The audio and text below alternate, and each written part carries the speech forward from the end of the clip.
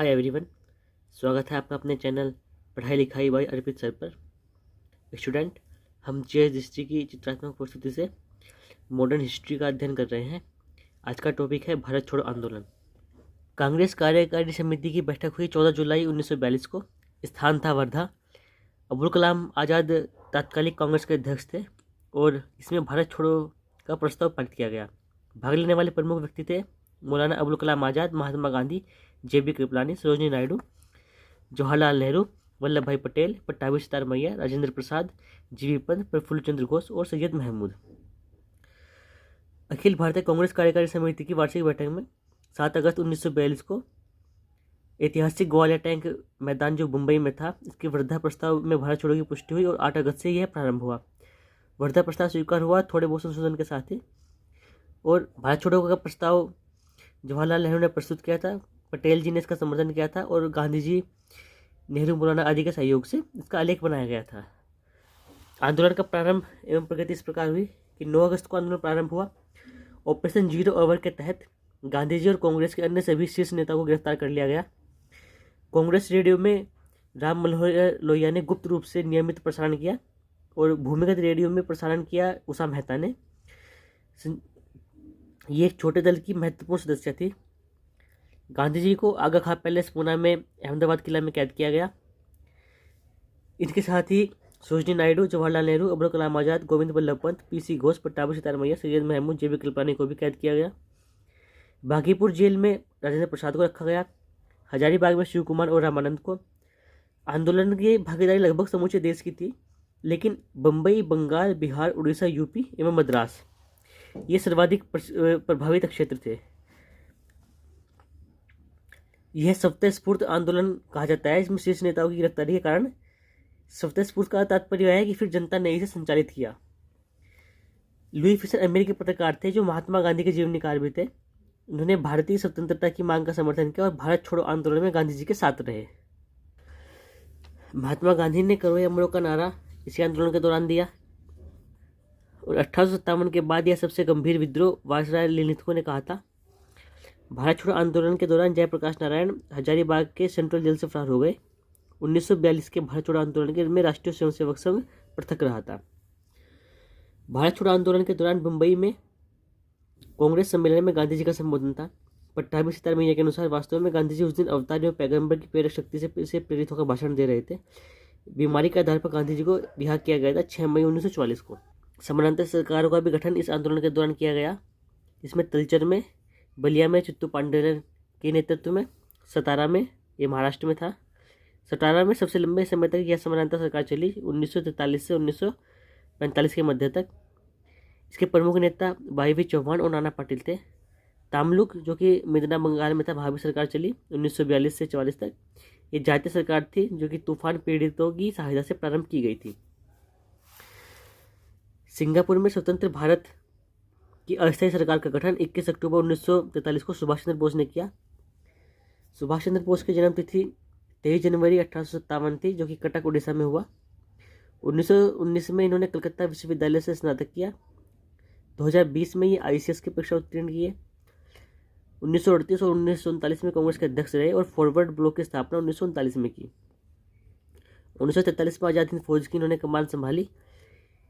इन्हें हिटलर ने नेताजी की उपाधि दी और देश नायक की उपाधि रविंद्रनाथ टैगोर ने दी और देशभक्तों का देशभक्त इन्हें महात्मा गांधी ने कहा। इनका प्रसिद्ध नारा था कि तुम मुझे खून दो, मैं तुम्हें आज़ादी दूंगा। इंडियन नेशनल आर्मी व्यवहारिक रूप से सैन्य इकाई के रूप में कैप्टन मोहन सिंह के द्वारा इसका गठन सर्वप्रथम 1942 में हुआ, लेकिन सितंबर 1942 में इसकी औपचारिक घोषणा हुई थी। जून 1942 में बैंकॉक सम्मेलन में प्रस्ताव रखा गया। काउंसिल ऑफ एक्ट का गठन हुआ प्रतिनिधि समिति द्वारा। इसके प्रदत्त दायित्व थे कि इंडियन इंडिपेंडेंस लीग द्वारा के मध्य समन्वय, इंडियन इंडिपेंडेंस लीग और इंडियन नेशनल आर्मी के मध्य समन्वय अधीक्षण के द्वारा गठन किया गया था। लाल किला मुकदमा बहुत ही महत्वपूर्ण मुकदमा है, जो कि आज़ाद हिंद फौज के अधिकारियों के ऊपर चला था। इसमें राशिद अली के 7 वर्ष कारावास, प्रेम सहगल, गुरबंश सिंह ढिल्लन और शहनवाज इन्हें मृत्युदंड दिया गया। आज़ाद हिंद फौज के बचाव में जो समिति का गठन हुआ उसका नेतृत्व भोला भाई देसाई ने किया। इसके प्रमुख तेज बहादुर सप्रू थे और कैलाशनाथ काटजू थे। अरुण आसफ अली और जवाहरलाल नेहरू सदस्य थे। लॉर्ड वेवल ने अपने विशेषाधिकारों का प्रयोग करते हुए लाल किला मुकदमे में मृत्युदंड की सजा को माफ कर दिया था। उसके पश्चात कैबिनेट मिशन 1946 में भारत आया। इसके शिष्टमंडल के अध्यक्ष पैथिक लॉरेंस थे, जो भारत मंत्री थे। अन्य सदस्य थे स्टेफोर्ड क्रिप्स और एवी अलेक्जेंडर।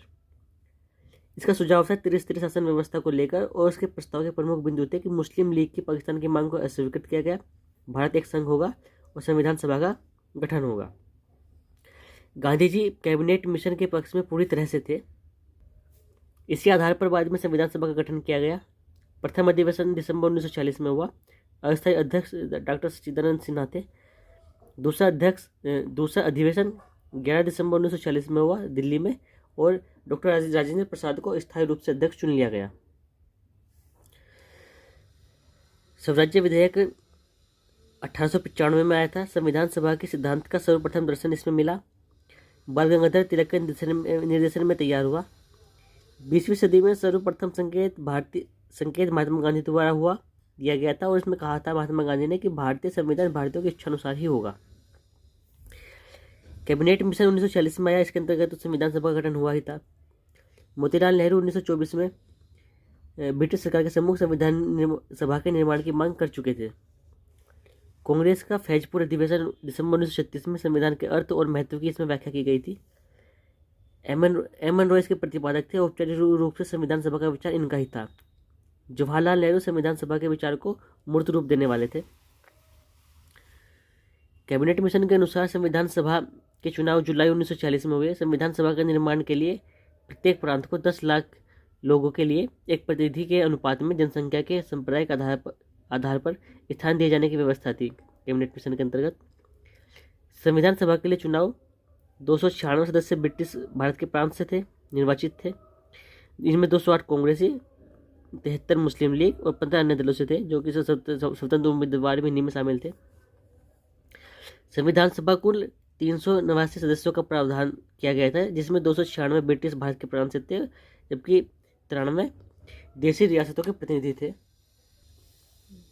अंतरिम सरकार का गठन 12 अगस्त 1946 में निमंत्रण दिया गया लॉर्ड वेवल द्वारा। कांग्रेस अध्यक्ष जवाहरलाल नेहरू को ये निमंत्रण मिला था। 24 अगस्त 1946 में जवाहरलाल नेहरू के नेतृत्व में भारत की पहली अंतरिम सरकार के गठन की घोषणा हुई। 2 सितंबर 1940 को गठन हुआ। मुस्लिम लीग प्रारंभ में इसमें भागीदार नहीं थी, लेकिन 16 अगस्त 1946 को मुस्लिम लीग द्वारा सीधी कार्रवाई दिवस सुनिश्चित कर दिया गया। इसमें सांप्रदायिक दंगे लीग ने छेड़ दिए। अक्टूबर 1940 में मुस्लिम लीग के 5 सदस्य अंतिम सरकार में शामिल हुए। अंतिम सरकार 2 सितंबर 1940 को गठित हुई, जिसमें खाद्य कृषि मंत्री डॉक्टर राजेंद्र प्रसाद, रक्षा विभाग बलदेव सिंह और विदेश मामले जवाहरलाल नेहरू के पास थे। भारत का विभाजन और स्वतंत्रता। क्लीमेंट एटली का कार्यकाल 1945 से 1951 तक रहा। ये ब्रिटिश प्रधानमंत्री थे भारत की स्वतंत्रता के समय। 20 फरवरी 1947 को इन्होंने घोषणा की हाउस ऑफ कॉमन में कि जून 1948 के पहले ही उत्तरदायी लोगों को सत्ता हस्तांतरित कर दी जाएगी। ब्रिटिश सरकार भारत के विभाजन के लिए उत्तरदायी नहीं है, ऐसा इन्होंने बयान दिया। वेवेल के स्थान पर माउंटबेटन की वायसराय पद पर इन्होंने नियुक्ति की।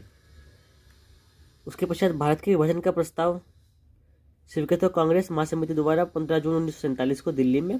कांग्रेस अध्यक्ष जेबी कृपलानी थे। गोविंद वल्लभ पंत ने यह प्रस्तुत किया और मौलाना अबुल कलाम द्वारा इसका समर्थन किया गया। भारत में वेवेल के स्थान पर बाद में माउंटबेटन वायसराय बनकर आए। 1947 में 24 मार्च में इन्होंने पद ग्रहण किया। भारत का बंटवारा का निष्कर्ष किया। पाकिस्तान की स्थापना आवश्यक हो गई, ऐसा कहा। 3 जून 1947 को एटली के वक्तव्य के दायरे में तैयार भारत विभाजन की योजना की गई। बालकल प्लान एक गुप्त नाम था एक योजना का। ये वैकल्पिक योजना थी, इसमें भारत को कई हिस्सों में बांट देने की योजना थी। गठित सीमा आयोग निम्नलिखित थे। पंजाब सीमा आयोग, इसके अध्यक्ष सिरन रेडक्लिफ थे और बंगाल सीमा आयोग के अध्यक्ष भी यही थे। गांधी जी से 31 मार्च 1947 में उन्होंने मुलाकात की। स्वतंत्र भारत के प्रथम गवर्नर जनरल भी बने। इसके अतिरिक्त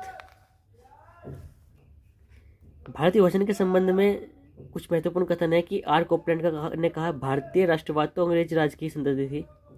के एम पणिक्कर ने कहा कि ब्रिटिश शासन की सर्वाधिक महत्वपूर्ण उपलब्धि भारत का एकीकरण थी।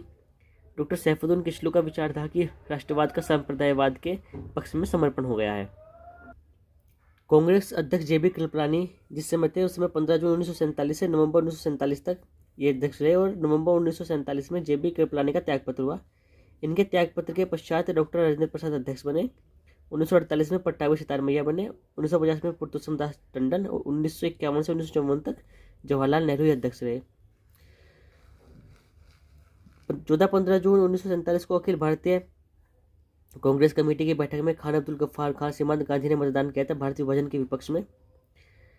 पंजाब प्रांतीय कांग्रेस समिति के अध्यक्ष डॉक्टर किचलू विभाजन के प्रबल विरोधी थे। 1948 से 1950 के दौरान स्वतंत्र भारत के प्रथम भारतीय एवं अंतिम गवर्नर जनरल सी राजगोपालाचारी थे।